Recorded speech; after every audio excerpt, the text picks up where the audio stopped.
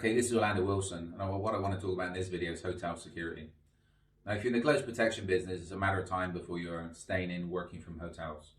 If you're an international traveler, if you travel for business, you can be living out of hotels for extended period of time. So you need to understand the security in the majority of hotels is not high priority.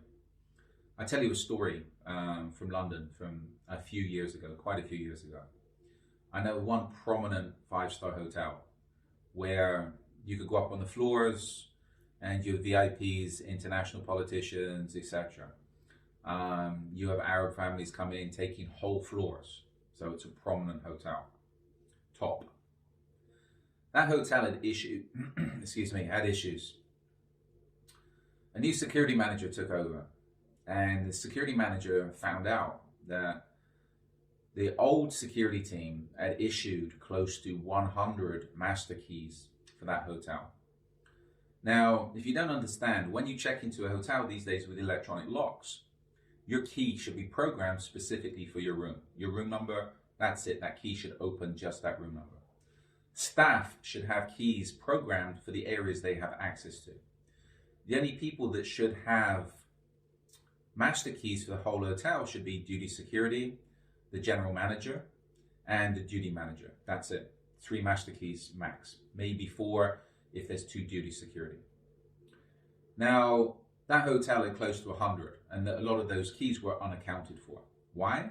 The security personnel, previous security personnel, it was a lot easier for them just to, when they're programming a key, to hit all areas rather than to program the key specifically. Now that meant members of staff of that hotel, and there was issues with the staff in that hotel because a lot of the back of house staff was illegal. They were temporary staff brought in by a temp agency. They were not legal in the UK at the time. You have people that's not even legal in the country having access to all areas of the hotel that's got plenty of VIPs in it.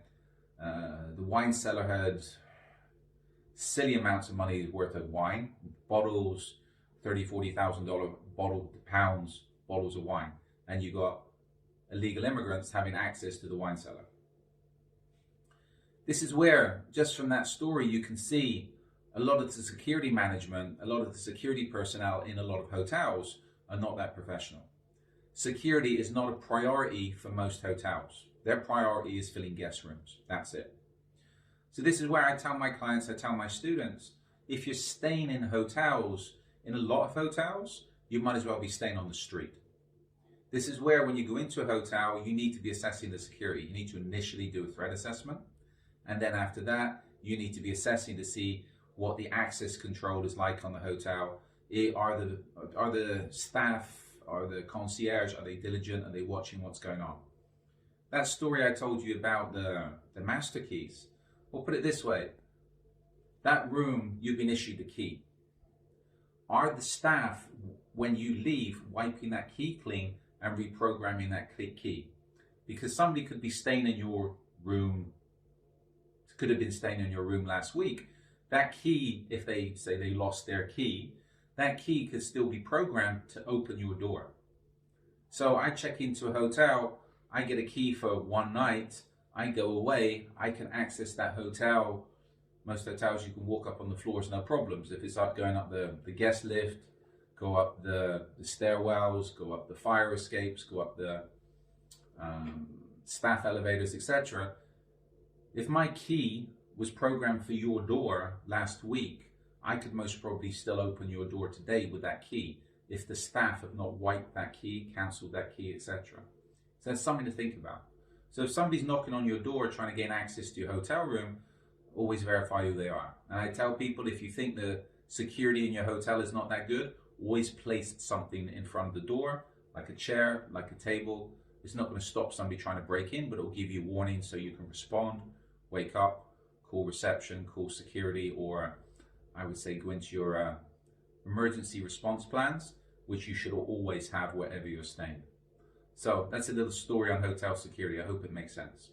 In the meantime, we've got an array of videos going up that's talking about various aspects of the security business, including travel security, close protection, kidnap and ransom, etc. If you check out my articles online, and if you also check out my books on Amazon, I've got one book specifically to do with travel security, and a lot of the other books overlap into travel security because it's part of the close protection business. In the meantime, be good, stay safe, stay out of trouble.